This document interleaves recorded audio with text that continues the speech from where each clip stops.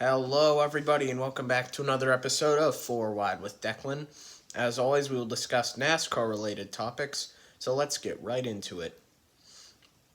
Our first topic is Chase Briscoe and Joe Gibbs Racing win their appeal. That moves Chase Briscoe win their appeal for the spoiler penalty at Daytona, and then they go from 45th in the standings up to 19th. They go from 46th in the standings up to 19th in the standings. So a huge jump for that team.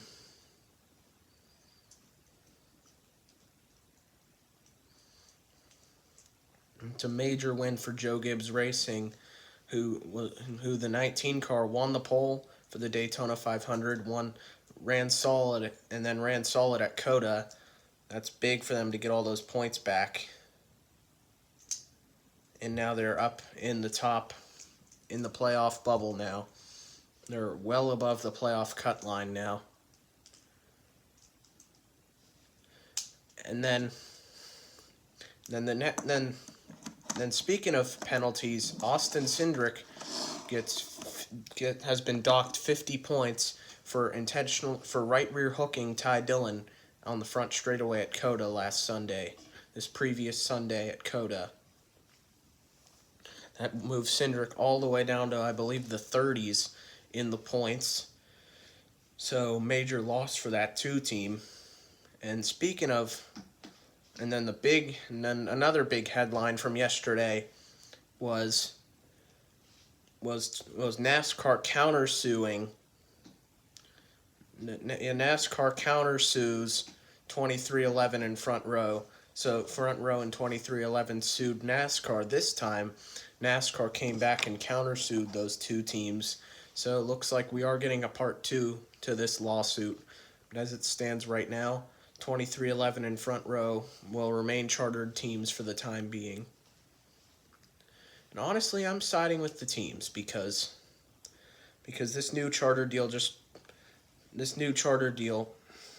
grandfathers Hendrick and Gibbs with 4 cars and doesn't let the other teams expand up to 4 cars, because 2311 and Front Row with their expansion teams with Noah Gragson and Riley Herbst respectively, that puts them both at the max car limit of 3.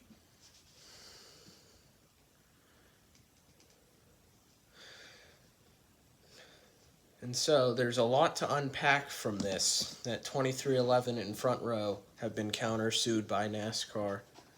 I don't know why we didn't get any update. Haven't gotten any update on it now. And also, will Christopher Bell win 3? All right. And it's time for our weekend prediction. Will Christopher Bell win 3 races in a row? That would be the first driver to do it since Kyle Larson in 2021.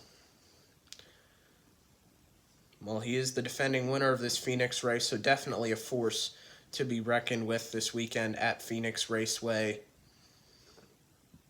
And then, remember the Toyotas were really fast here in the spring last year, led all but like 14 laps. So definitely look for the Toyotas to do good this week. Definitely look for the Toyotas to do good this weekend. And so, now that takes us to our long shot of the week, brought to you by Original Big Shot Bob's. We have Eric Jones, although not the best start to the 2025. I don't think he has had a great start to his season, but he was fast in this race last year until some late race, until got into an issue late, race. He was fast in this spring Phoenix race last year until an issue plagued his race. So I'm looking for him to win. No, not to win. I'm looking for him to do good, rather.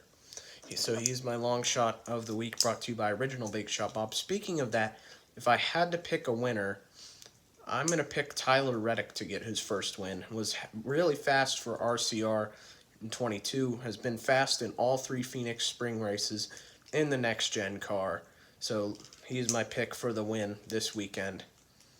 almost got it done at Circuit of the Americas. He's really good at Phoenix, so look for him to win. And that does it for this week on 4 Wide with Declan. Thanks for watching, subscribe, and bye for now.